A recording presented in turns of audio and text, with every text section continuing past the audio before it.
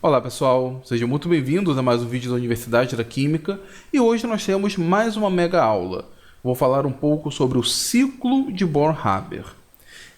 Esse assunto normalmente a gente aprende no curso de Química Inorgânica, não é nem tão difícil, mas eu percebo que um grande número de alunos não sabem para que serve o ciclo, até aplicam no automático, mas não conseguem entender o seu real significado. E é isso que eu quero trabalhar hoje nessa mega aula. Eu tenho uma versão dessa mega aula no meu antigo canal, no Ensinando e Aprendendo, mas a partir de hoje eu vou cancelar a aula do canal anterior e ficar apenas com essa daqui. Bom, qual é o objetivo de se estudar o ciclo de Bohr-Haber?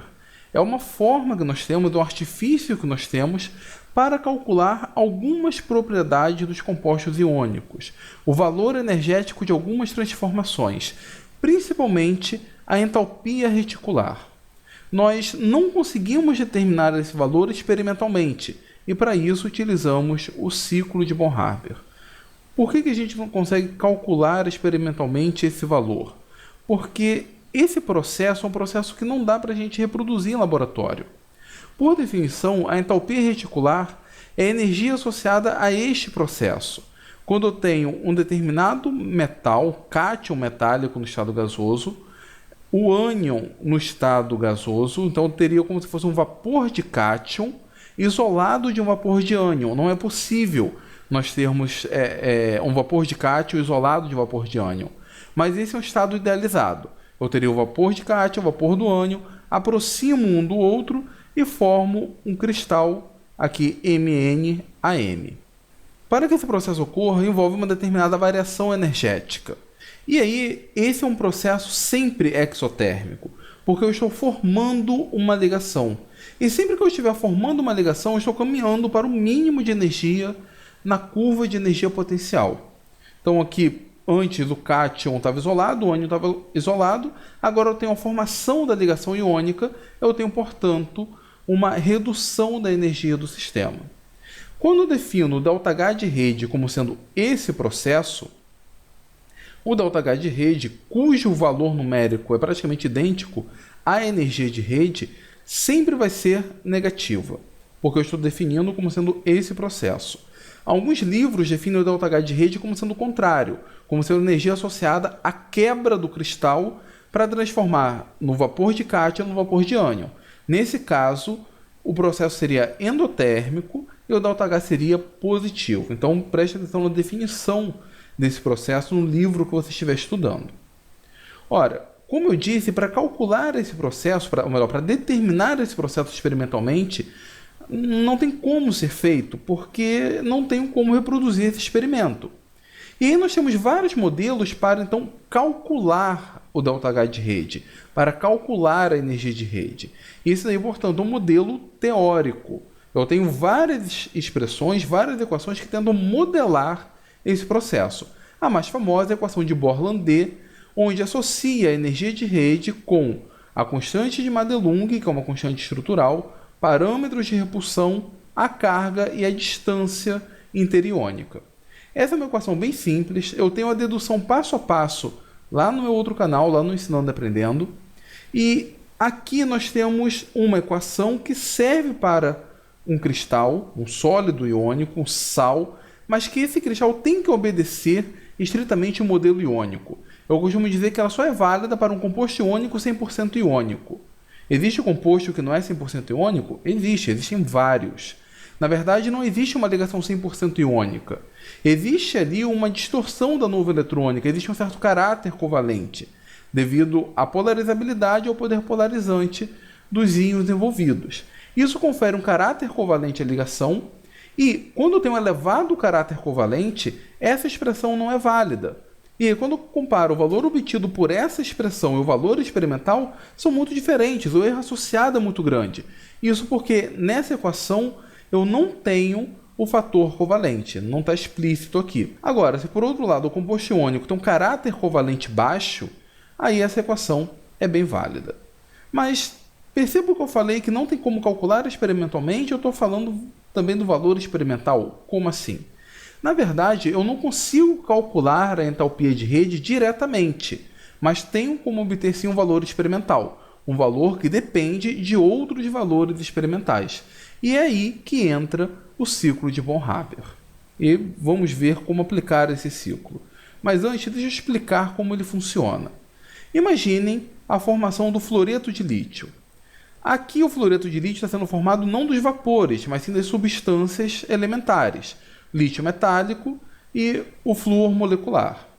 Esse processo tem associado a ele o chamado ΔH de formação, a variação da entalpia associada à formação de um composto iônico, ou na verdade de qualquer composto, quando ela vem de seus elementos na sua forma básica, na sua forma elementar, nós chamamos de ΔH de formação.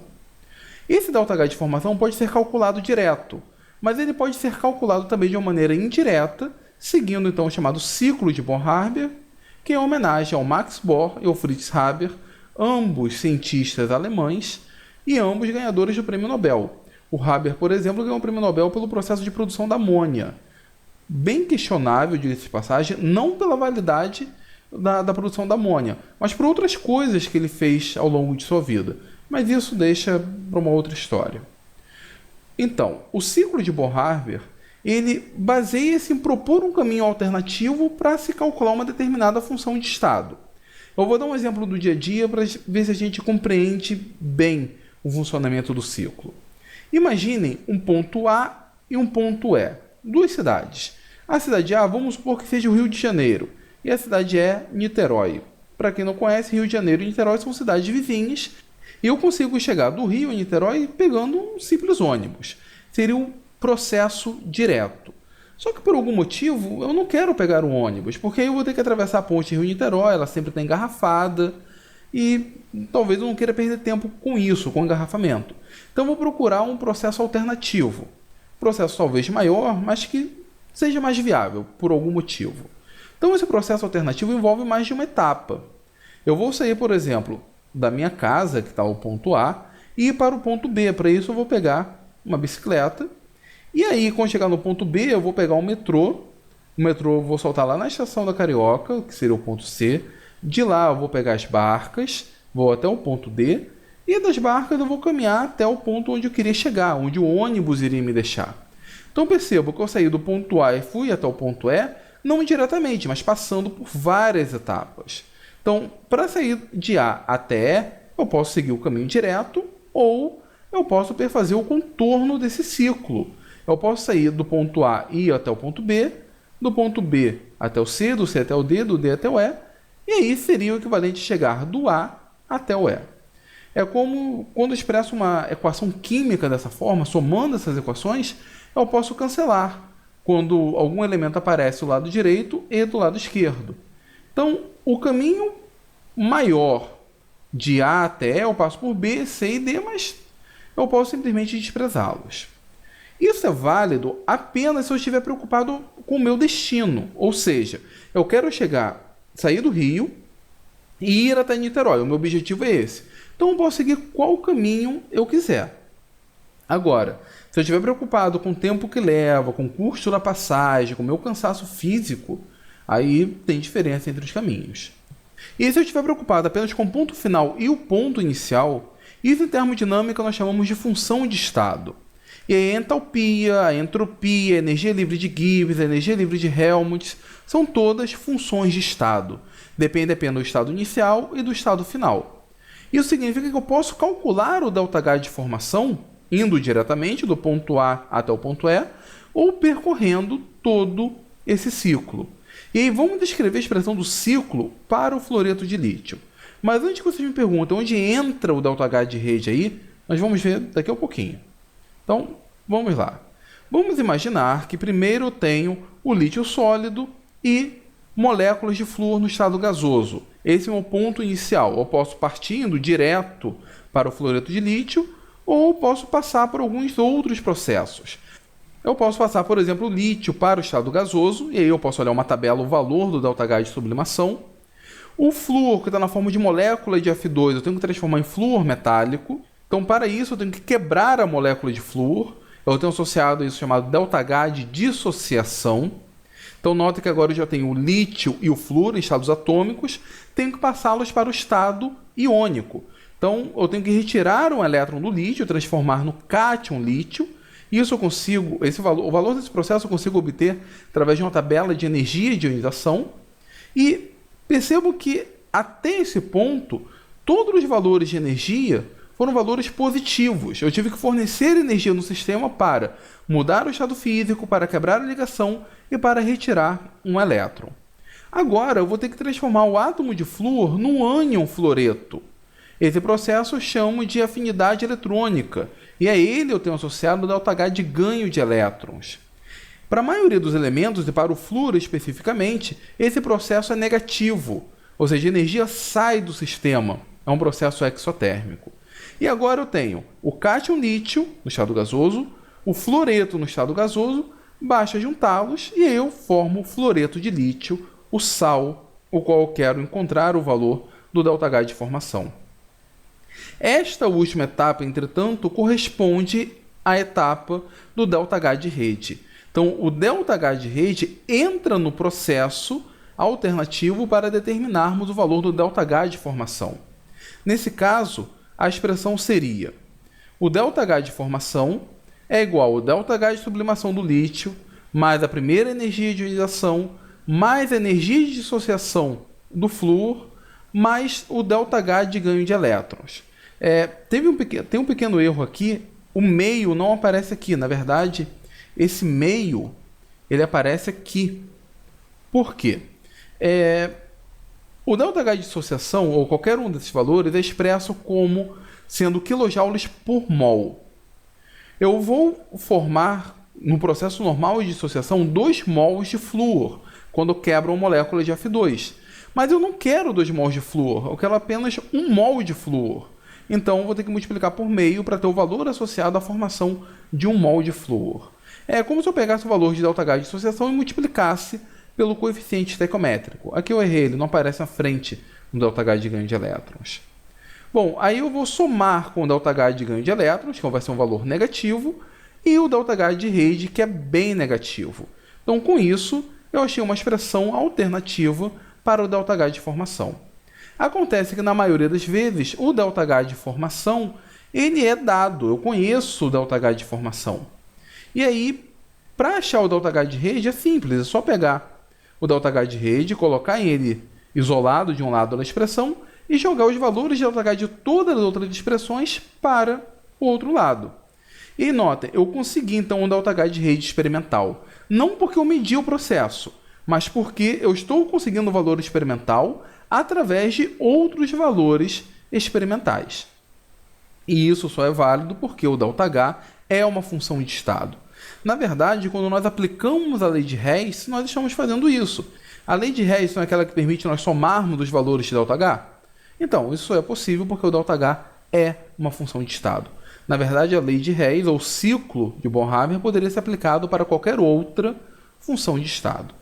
Mas vamos ver isso na prática. Vamos ver aqui como que seria a expressão do ciclo de Born-Haber para a formação do fluoreto de cálcio, partindo do cálcio metálico e do flúor gasoso.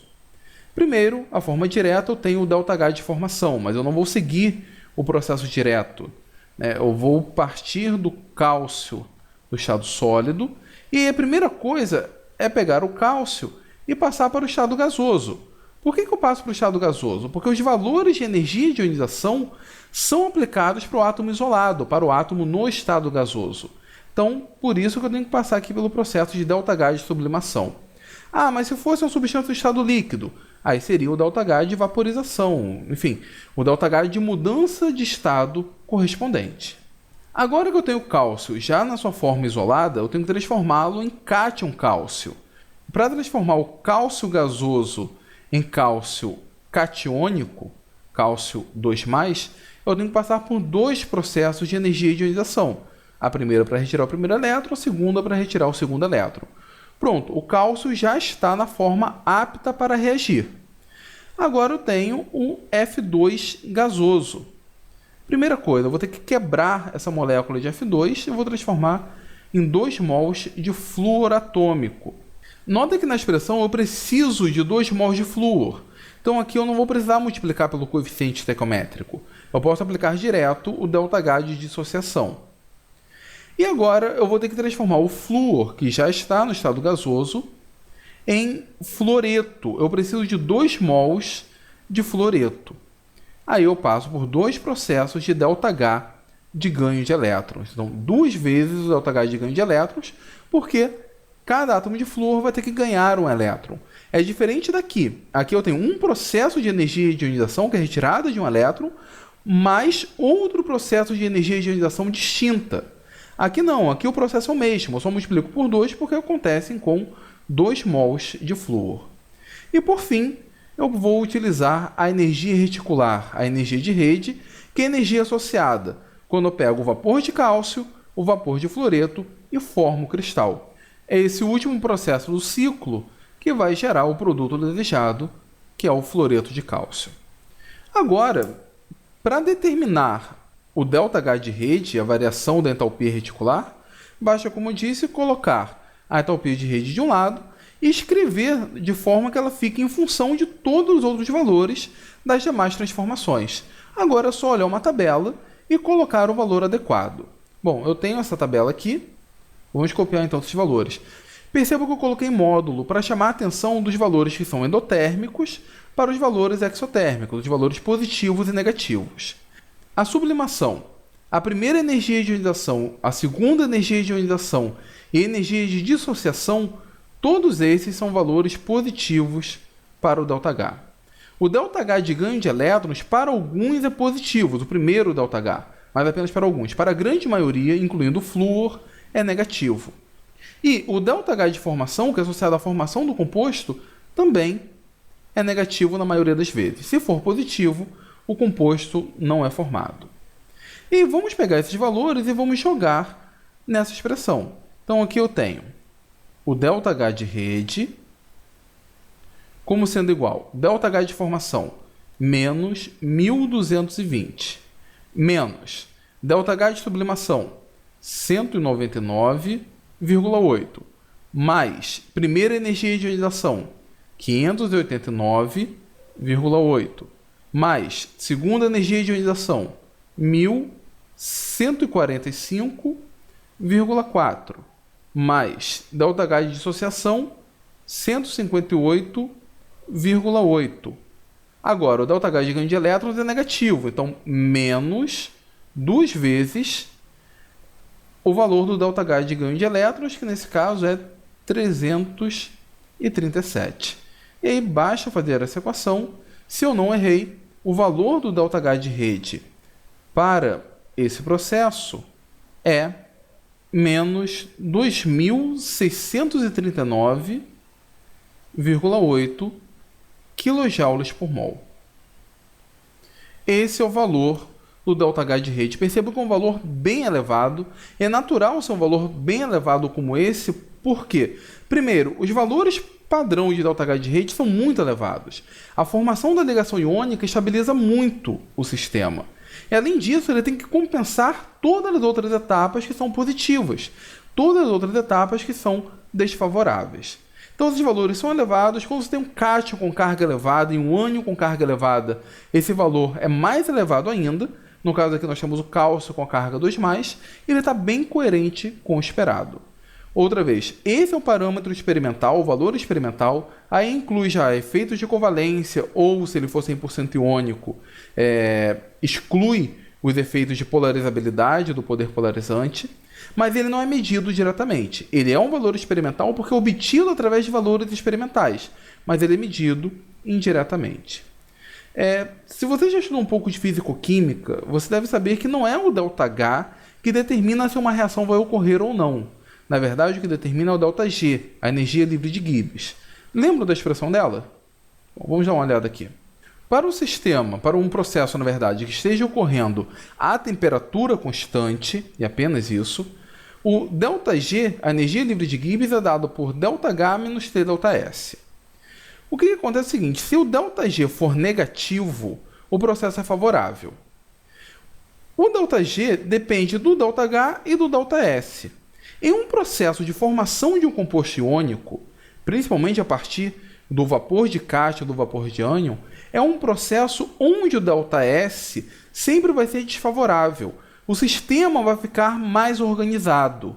E aí o ΔS, nesse caso do sistema, sempre vai ser negativo. Isso não contribui favoravelmente para o ΔG, porque um ΔS negativo, como ele multiplica um sinal negativo, eu estou transformando o ΔG em algo cada vez mais positivo.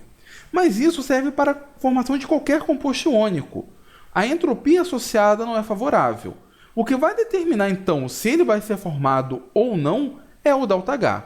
O ΔH tem que ser negativo. Se ele não for negativo, o processo não ocorre favoravelmente. Como o ΔS ele sempre vai prejudicar a formação do composto iônico, mas o composto iônico existe, significa então que a formação do composto iônico está vinculada ao ΔH. Então, por isso que no ciclo de Bohr-Haber nós nos preocupamos apenas com o cálculo de ΔH, porque é ele que vai determinar se o composto iônico vai ser formado ou não. Pessoal, conseguiram entender a aula de hoje? Conseguiram entender o que é o ciclo de Bohr-Haber e como nós podemos aplicá-lo? Bom, se conseguiram entender, eu fico muito feliz, eu acho que o objetivo da aula foi cumprido. E se vocês gostaram da aula, por favor, não se esqueçam de curtir o vídeo, compartilhar em suas redes sociais. E se for novo aqui no Universidade da Química, fique à vontade para se inscrever no canal. Nós temos inúmeras outras aulas, não apenas do Mega Química, mas do Talk Química, do Filosoquímica. Eu tenho certeza que vocês irão gostar. E mais uma vez, muito obrigado pela atenção de vocês até agora e até a próxima do Universidade da Química.